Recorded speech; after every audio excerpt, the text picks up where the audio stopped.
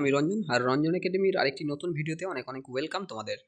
আজকের কিছুক্ষণ আগে আমি আজকে যে ফার্স্ট হাফের যে ইন্টারভিউ, কোচবিহার জেলার ইন্টারভিউ, সেই ইন্টারভিউয়ের কিছু প্রশ্নোত্তর নিয়ে কিন্তু আজকে আলোচনা করেছি। 20টা মতো প্রশ্ন উত্তর নিয়ে আলোচনা করেছি। এখন আমরা কিন্তু অনেকগুলো প্রশ্নোত্তর, এক কথায় বলতে গেলে প্রায় 50টার উপরে প্রশ্নোত্তর নিয়ে কিন্তু আলোচনা করব। আর যে প্রশ্নোত্তরগুলো সমস্তটাই কিন্তু আজকে সিডিপি থেকে, অর্থাৎ আজকে সিডিপি থেকে প্রচুর প্রশ্ন করা হয়েছে। আগামীতে ধরা হচ্ছে বা মনে করা হচ্ছে যে আগামীতে প্রত্যেকটা ইন্টারভিউয়ে কিন্তু সিডিপি থেকে ভালো প্রশ্ন করা হবে। আর এটা যদি করা হয় তাহলে কিন্তু খুব ভালো ইন্টারভিউ যারা দেবে তাদের পক্ষে এবং যারা ইন্টারভিউ নেবে তাদের পক্ষেও। কারণ সিডিপি থেকে যখন চাইল্ড ডেভেলপমেন্ট পেডাগজির উপর যখন প্রশ্ন উত্তর হবে, তখন সেটার সঠিক উত্তর বলে কিন্তু কিছু হয় না। তোমার দৃষ্টিভঙ্গি দিয়ে যেটা ঠিক, অন্যজনের দৃষ্টিভঙ্গি দিয়ে, আলাদা দৃষ্টিভঙ্গি দিয়ে কিন্তু সেটাও ঠিক, এই ধরনের উত্তর হয়। তো সিডিপি আমরা প্রত্যেকেই ভালো করেই বুঝি আর প্রত্যেক ভালো করেই জানি। অতএব এই ধরনের প্রশ্নপত্র যদি হয় তাহলে খুব ভালো ইন্টারভিউয়ের পক্ষে। তো চলো, আজকে 55টি প্রশ্নপত্র নিয়ে আমরা প্রশ্ন শুধু নয়, প্রশ্ন এবং তার উত্তর, যথাযথ উত্তর নিয়ে কিন্তু আমরা আজকে আলোচনা করব। তো শুরু করছি। প্রথম প্রশ্ন, আমি প্রত্যেকটা বিষয়ে কিন্তু আলাদা আলাদা করে আমি ভাগ করে নিয়েছি। দেখো এখানে যেমন এক নম্বর যেটা রয়েছে সেটা শিক্ষার ভিত্তি ও তত্ত্ব, ঠিক আছে, অর্থাৎ এডুকেশনের উপর যে প্রশ্নগুলো সেগুলো কিন্তু এখানে আছে। তারপর বলেছে শিক্ষার লক্ষ্য এবং পাঠ্যক্রমের উপর, এটা কিন্তু একটা আলাদা করে ভাগ করে নেওয়া হয়েছে। তারপরে মূল্যায়নের উপর যে সমস্ত প্রশ্ন হয় সেই প্রশ্নগুলো। তারপরে অন্তর্ভুক্তিমূলক শিক্ষার উপর যে সমস্ত প্রশ্ন করা হয়েছে সেগুলো। তারপর মূল্যবোধ ও পরিবেশের উপর যেসব প্রশ্ন করা হয়েছে সেগুলো। 6 নম্বর পয়েন্ট যেটা বিদ্যালয় সমাজ থেকে যেসব প্রশ্ন করা হয়েছে সেগুলো। 7 নম্বর ভাষা ও শিক্ষণ পদ্ধতির উপর যেসব প্রশ্ন করা হয়েছে সেগুলো। এবং 8 নম্বর হচ্ছে সৃজনশীলতা ও দক্ষতার উপর যে প্রশ্নগুলো করা হয়েছে সেগুলো। এবং 9 নম্বর বিবিধ যে জিনিসগুলোর উপর, এগুলো ছাড়াও যেসব জিনিসের উপর প্রশ্ন করা হয়েছে সেই জিনিসগুলো নিয়ে কিন্তু আজকে আলোচনা হবে। অতএব আজকে টাইম নিয়ে প্রত্যেকটা প্রশ্নের উত্তর নিয়ে আলোচনা করব। আর সমস্তটাই কিন্তু দেখবে, ভিডিওটা কিন্তু একটু বড় হতে চলেছে আর সেটা অবশ্যই তোমাদের কাজে দেবে। তো প্রথমেই চলা যায় প্রথম প্রশ্নের দিকে। 1 নম্বর শিক্ষার ভিত্তি এবং তত্ত্বের উপর যে প্রথম প্রশ্ন করা হয়েছিল, শিক্ষার দার্শনিক ভিত্তি কী? তো এই প্রশ্নের উত্তর, শিক্ষার লক্ষ্য, আদর্শ ও মূল্যবোধ যখন কোনো নির্দিষ্ট জীবন দর্শন, যেমন প্রকৃতিবাদ, ভাববাদ বা প্রয়োগবাদ দ্বারা নির্ধারিত হয়, তাকে শিক্ষার দার্শনিক ভিত্তি বলে। ঠিক আছে, অর্থাৎ শিক্ষার দার্শনিক ভিত্তি কিন্তু এটাই। তারপরের প্রশ্ন করা হয়েছিল, সমাজতাত্ত্বিক দৃষ্টিভঙ্গির উদ্দেশ্য কী? সমাজতাত্ত্বিক দৃষ্টিভঙ্গির উদ্দেশ্য কী? অর্থাৎ শিশুকে সমাজের একজন দায়িত্বশীল সদস্য হিসেবে গড়ে তোলা এবং সামাজিক সংহতি রক্ষা করা হচ্ছে সামাজিক দৃষ্টিভঙ্গির উদ্দেশ্য। অর্থাৎ শিশুকে সমাজের একজন দায়িত্বশীল সদস্য হিসেবে গড়ে তুলতে হবে এবং সামাজিক সংহতি রক্ষা করতে সে যাতে শেখে। তারপরে প্রশ্ন হচ্ছে, সমাজতাত্ত্বিক ভিত্তির গুরুত্ব কী? মনস্তাত্ত্বিক ভিত্তির গুরুত্ব কী? তো শিশুর রুচি, সামর্থ্য, বুদ্ধি ও বিকাশের স্তর অনুযায়ী শিক্ষাদান পদ্ধতি নির্ধারণ করতে এটি অপরিহার্য। ঠিক আছে। তারপরে 4 নম্বর, আচরণবাদ। আচরণবাদ কী? আচরণবাদ হচ্ছে উদ্দীপক ও প্রতিক্রিয়ার মাধ্যমে অভ্যাস গঠন এবং পুরস্কার বা শাস্তির ব্যবহার করে শেখানো। ঠিক আছে, এটাই হচ্ছে আচরণবাদ। তারপরে প্রশ্ন করা হয়েছিল, গঠনবাদ কী? গঠনবাদ কী? যেখানে শিক্ষার্থী তার পূর্ব অভিজ্ঞতার ভিত্তিতে সক্রিয়ভাবে নতুন জ্ঞান তৈরি করে, যেমন পিয়াজে বা ভাইগটস্কির তত্ত্ব। ঠিক আছে, যেখানে শিক্ষার্থী তার আগেকার অভিজ্ঞতার মাধ্যমে নতুন কোনো জ্ঞান তৈরি করে। ঠিক আছে। তারপরে প্রশ্ন হচ্ছে, প্রস্তুতির নীতি কী? প্রস্তুতির নীতি হচ্ছে কোনো কিছু শেখার জন্য শিশুর শারীরিক ও মানসিক পরিপক্কতা বা ইচ্ছা থাকাকেই বোঝায়। ঠিক আছে, অর্থাৎ কোনো শিশু শিখবে, সেই শেখার জন্য শিশুর শারীরিক এবং মানসিক যে একটা পরিপক্কতা তার আসে বা ইচ্ছা থাকে, সেটাই হচ্ছে প্রস্তুতির নীতি। তারপরের প্রশ্ন হচ্ছে, পুনর্বলন পুনর্বলন কী? পুনর্বলন কী? ঠিক আছে, পুনর্বলন ইংরেজিতে বললে রিইনফোর্সমেন্ট কী?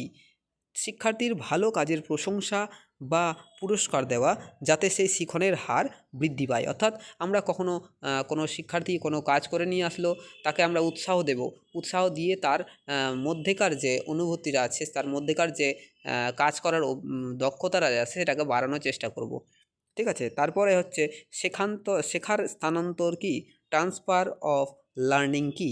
এটি একটি পরিস্থিতিতে শেখা জ্ঞান যখন অন্য কোনো নতুন পরিস্থিতি বা কাজে সাহায্য করে।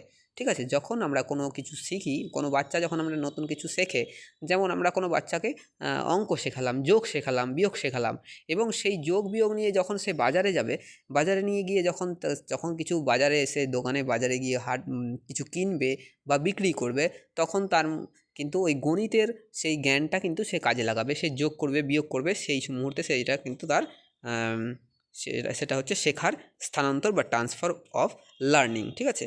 কৌতূহল, একটি শিশুর কৌতূহল কি, এটি শেখার প্রধান চালক শক্তি। কৌতূহল থাকলে শিশু স্বতঃস্ফূর্তভাবে অজানাকে জানতে চায়। যখন আমরা কোনো শিশুকে কোনো গল্প বলতে চাই, তখন দেখা যায় যে শিশুর কৌতূহল বেড়ে যায় সহজেই। ঠিক আছে, তখন সে কিন্তু সহজেই জানতে চায় যে কি হয়েছিল, গল্পটা কি একটু বলেন, হ্যাঁ, এই টাইপের কিন্তু সে কিন্তু করতে চায়।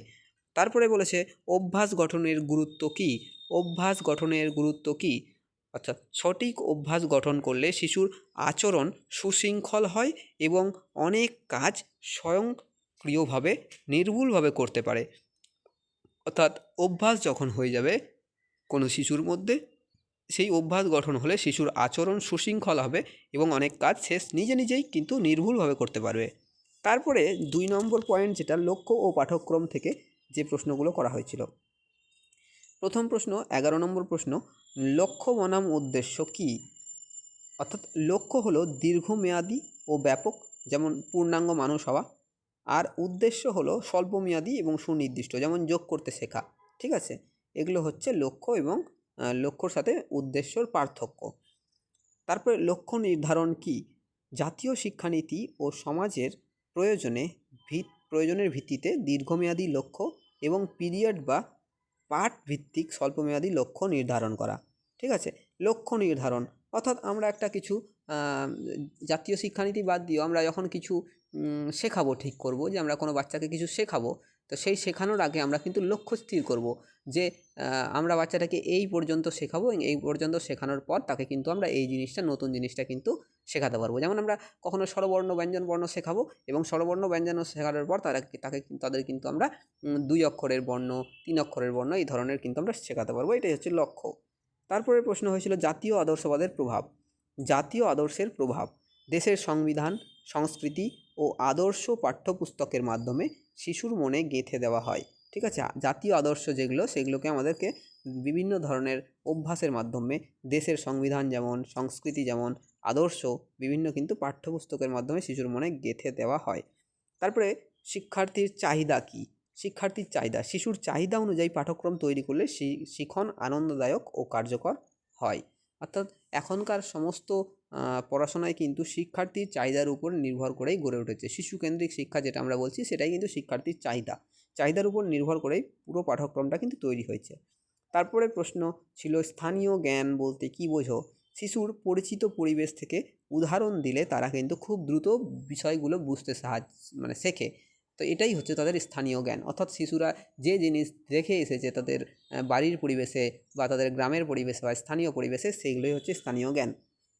তারপরে প্রশ্ন মূল্যায়ন থেকে যে প্রশ্নগুলো করা হয়েছিল, গঠনমূলক মূল্যায়ন কী। পাঠ চলাকালীন শিক্ষার্থীর অগ্রগতি যাচাই করা এবং ভুল সংশোধন করা, এটাই হচ্ছে গঠনমূলক মূল্যায়ন। ঠিক আছে, তাহলে পাঠ চলাকালীন শিক্ষার্থীর অগ্রগতি যাচাই, অর্থাৎ আমরা পড়াতেই বাচ্চার যে টেস্ট নিতে পারি যে সে শুনলো কি না, সে কতটা শুনলো, এটাই হচ্ছে গঠনমূলক মূল্যায়ন। সামষ্টিক মূল্যায়ন কী। নির্দিষ্ট কোর্স বা বছরের শেষে শিক্ষার্থীর চূড়ান্ত পারদর্শিতা যাচাই করা, অর্থাৎ পরীক্ষা যেটা হয় বছর শেষে, সেটাই হচ্ছে কিন্তু সামষ্টিক বা সামেটিভ মূল্যায়ন, অর্থাৎ ফর্মেটিভ আর সামেটিভ এই দুটোই। তারপরের প্রশ্ন হচ্ছে নিরবিচ্ছিন্ন মূল্যায়ন অর্থাৎ সিসিই কী। শিশুর শিক্ষাগত ও সহশিক্ষাগত সমস্ত দিকের নিয়মিত খতিয়ান রাখা, অর্থাৎ নিরবিচ্ছিন্ন মূল্যায়ন মানে হচ্ছে তার সার্বিক মূল্যায়ন। সিসিই বলতে কন্টিনিউয়াস অ্যান্ড কম্প্রিহেন্সিভ ইভ্যালুয়েশন, এটাই হচ্ছে নিরবিচ্ছিন্ন মূল্যায়ন। অর্থাৎ শিশুর পড়ার সাথে সাথে তাদের যাবতীয় যে মূল্যায়ন, শিক্ষাগত ছাড়াও যে মূল্যায়ন, সেগুলোই হচ্ছে নিরবিচ্ছিন্ন মূল্যায়ন। তারপরে বলেছে মানভিত্তিক মূল্যায়ন। মানভিত্তিক মূল্যায়নটা কি? কোনো নির্দিষ্ট মান বা স্কোরের ভিত্তিতে শিক্ষার্থীর বিচার করা, এটাই হচ্ছে মানভিত্তিক মূল্যায়ন। ঠিক আছে, তারপরে প্রশ্ন হচ্ছে আত্মমূল্যায়ন কি? অর্থাৎ শিক্ষার্থী যখন নিজের কাজ নিজেই যাচাই করতে শেখে যে সে ভুল করলো, সে ঠিক করলো, সে কতটা ভালো করলো, সে কতটা খারাপ করলো, সেটাই কিন্তু তার হচ্ছে স্বনির্ভর অথবা আত্মমূল্যায়ন। তারপরের প্রশ্ন কিন্তু 4 নম্বর ইনক্লুসিভ এডুকেশন থেকে যেটা করা হয়েছিল, অন্তর্ভুক্তিমূলক শিক্ষণ থেকে, সেগুলো প্রশ্ন আমি কিন্তু এখন তুলে ধরছি। শিখন অসুবিধা, অর্থাৎ কোনো কিছু শিখন অসুবিধা কি? যেমন পঠন অসুবিধা, লিখন বা গাণিতিক সমস্যা, এই ধরনের জিনিসগুলো যেগুলো হচ্ছে ডিসলেক্সিয়া। পর্যবেক্ষণ ও ডায়াগনস্টিক টেস্টের মাধ্যমে চেনা যায়। ঠিক আছে, শিখন অসুবিধা বিভিন্ন ধরনের অসুবিধাগুলো হচ্ছে যেমন অঙ্কের ক্ষেত্রে যে ডিসক্যালকুলিয়া, হ্যাঁ, তারপরে লেখার ক্ষেত্রে ডিসগ্রাফিয়া, এই বিভিন্ন ধরনের শিখন অসুবিধাগুলো কিন্তু জিজ্ঞাসা করা হয়েছিল। তারপরে বলা আছে ধীর গতির শিক্ষার্থী অর্থাৎ স্লো লার্নার। স্লো লার্নার কাদের বলা হয়? অর্থাৎ যাদের বুদ্ধাঙ্ক কিছুটা কম এবং যারা সাধারণ শিক্ষার্থীদের তুলনায় শিখতে বেশি সময় নেয়, তারাই কিন্তু স্লো লার্নার। তারপর বলেছে মেধাবী শিক্ষার্থীর বৈশিষ্ট্য কী? অর্থাৎ একটা মেধাবী শিক্ষার্থীর বৈশিষ্ট্য হচ্ছে দ্রুত শিখতে পারে, গভীর চিন্তা শক্তি থাকে এবং উচ্চ সৃজনশীলতা থাকে তার মধ্যে। আচ্ছা, ব্যক্তিগত পার্থক্য কী? প্রত্যেক শিশুর শেখার ক্ষমতা কিন্তু আলাদা। ঠিক আছে, তাই শিক্ষককে আলাদা আলাদা কৌশলে কিন্তু তাদের শিক্ষার্থীদের কিন্তু দেখতে হবে বা শেখাতে হবে। আচ্ছা, ব্যক্তিকেন্দ্রিক সহায়তা। ব্যক্তিকেন্দ্রিক সহায়তা প্রতিটি শিশুর বিশেষ প্রয়োজন অনুযায়ী আলাদাভাবে শিক্ষাদান। অর্থাৎ প্রত্যেকটি শিশুই তো আলাদা মান সম্পন্ন, অর্থাৎ তাদের প্রত্যেকেরই ক্যাপাবিলিটি কিন্তু আলাদা আলাদা, সেই জন্য তাদেরকে আলাদা আলাদাভাবে যেভাবে শেখানো যায় সেটাই কিন্তু ব্যক্তিকেন্দ্রিক সহায়তা। ঠিক আছে, তারপরের প্রশ্ন মূল্যবোধ এবং পরিবেশের উপর। নৈতিক শিক্ষা। নৈতিক শিক্ষা কি? শৈশবেই ঠিক ভুলের পার্থক্য শেখানো এবং সুচরিত্র গঠনের জন্য এটি জরুরি। ঠিক আছে, নৈতিক শিক্ষার গুরুত্ব এটি। তারপরে বলে যে সামাজিক দক্ষতা, অন্যের সাথে মিলেমিশে থাকা, দলগত কাজ করা এবং যোগাযোগ স্থাপন করা। অর্থাৎ হচ্ছে সমাজের সাথে সবার সাথে মিলেমিশে কীভাবে থাকতে হয়, দলগতভাবে কীভাবে কাজ করতে হয়, সেটাই হচ্ছে সামাজিক দক্ষতা বা সামাজিক দক্ষতার গুরুত্ব। সহমর্মিতা বা ইমপ্যাথি কি? অন্যের দুঃখ বা পরিস্থিতি, অন্যের দুঃখের যে খারাপ পরিস্থিতিতে নিজের মন দিয়ে অনুভব করার যে ক্ষমতা, সেটাই হচ্ছে ইমপ্যাথি বা সহমর্মিতা। তারপরে প্রশ্ন হচ্ছে গণতান্ত্রিক মূল্যবোধ। গণতান্ত্রিক মূল্যবোধ কি? শ্রেণীকক্ষে সবাইকে কথা বলার সুযোগ দেওয়া,